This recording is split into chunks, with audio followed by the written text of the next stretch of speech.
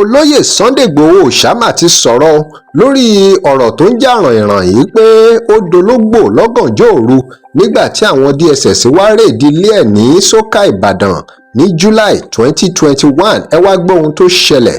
ṣé lóòótọ́ ni olóyè Sunday Igboho dológbò àbí kò rí bẹ́ẹ̀? Igboho ní kò sóhun tó jọ o, ẹ má jẹ́ kí wọ́n gbé yín mọ́ra. Igboho ní lóòótọ́ àwọn DSS rọ̀jò bọn, wọ́n rọ̀jò bọn bí ẹni pé kí gbogbo èèyàn tó wà ńbẹ̀ kú, tó fi jẹ́ pé wọn ti ẹ̀kọ́ gbogbo nǹkan tó bá ṣáà ti ń múùfù báyìí, wípé gbogbo nǹkan tó bá ṣáà ti ń múùfù náà ni wọ́n yin ìbọn lù. Gbogbo èyí ni ó ṣẹlẹ̀ nígbà tí wọ́n rèédí ilé olóyè Sunday Igboho tí ọ̀pọ̀lọpọ̀ ológbò fi gbé ẹ̀mí mì. Kódà Igboho ṣáá ní ìpinnu àwọn DSS ni láti yin ìbọn láì bìkítà bí ìbọn yẹn bá ba ẹnikẹ́ni. Kódà Igboho ṣáá ní ìpinnu àwọn DSS tó ń yìnbọn láì bìkítà ni láti pa àwọn yányányán tàbí kí wọ́n arrest àwọn. Ọ̀rọ̀ tó lágbára ni o, ẹ wá gbọ́ ohun tó ṣẹlẹ̀.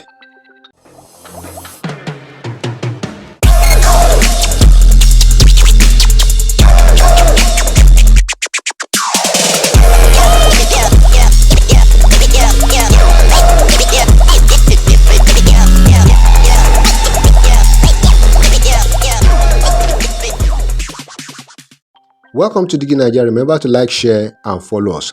Olóyè Sunday Igboho ní ọjọ́ náà ó ní ọ̀pọ̀lọpọ̀ ìbọn ni wọ́n rọ̀jò, bẹ́ẹ̀ ni wọ́n yìnbọn gbà ọ́ lọ́tún lósì tó kó gbogbo àwọn aráàlú ibẹ̀ tó kó wọn láyà sókè.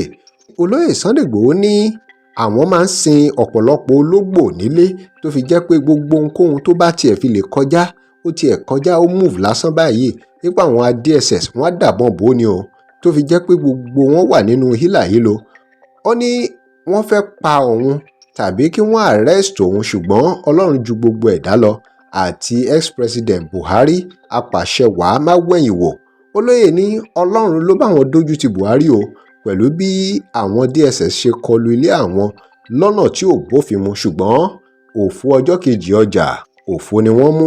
Igboho ní òun ò wá mọ̀ bóyá wọ́n kó àwọn babaláwo mẹ́ta wá nítorí pé ṣe làwọn kan sọ pé pé wọ́n kó babaláwo mẹ́ta wá, pé wọ́n kó pásítọ̀, pé ṣé ibi tí wọ́n ti ń rọ̀jò ìbọn ní mẹ́sàn-án mẹ́wàá ní mẹ́ẹ̀ẹ́dógún lọ́gbọ̀n lógójì lèèyàn ti fẹ́ mọ̀ bóyá wọ́n kó babaláwo mẹ́ta wá àbí wọ́n kó pásítọ̀ wá. Igboho ní òun ò tiẹ̀ lè sọ nítorí pé kò tiẹ̀ sáyè fún irú nǹkan báyẹn rárá, kò tiẹ̀ sáyè àti mọ̀ pé níbi tí ìbọn ti ń lọ lóríṣiríṣi tí ọ̀pọ̀lọpọ̀ àwọn ológbò táwọn ń sìn tó ṣaláìsí.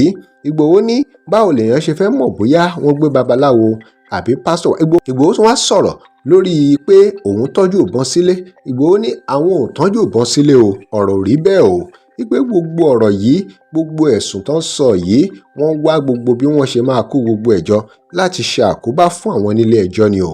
Gbogbo nǹkan tí wọ́n ti pinnu sílẹ̀, gbogbo plan tí wọ́n ti ní sílẹ̀, gbogbo ètò tí wọ́n ti tò sílẹ̀ láti kó bá àwọn ni o. Nípa àwọn ò kóbọn sílé o, nípa ọ̀rọ̀ rí bí wọ́n ṣe sọ yẹn o. Wọ́n ní kódà àwọn ò dológbò o, wípé gbogbo lóòótọ́ àwọn ń sin ológbò, ṣùgbọ́n ní ọjọ́ yẹn bí àwọn DSS ṣe ń yìnbọn lọ́tún lósì, bẹ́ẹ̀ ni ó pa ọ̀pọ̀lọpọ̀ àwọn ológbò, gbogbo àwọn ológbò táwọn ní, wípé àwọn ò dológbò lọ́gànjọ́ òru o, wípé Ọlọ́run Olódùmarè ló ju gbogbo wọn lọ, tó fi jẹ́ wípé òfò ni wọ́n mú, òfò ọjọ́ kejì ọjà.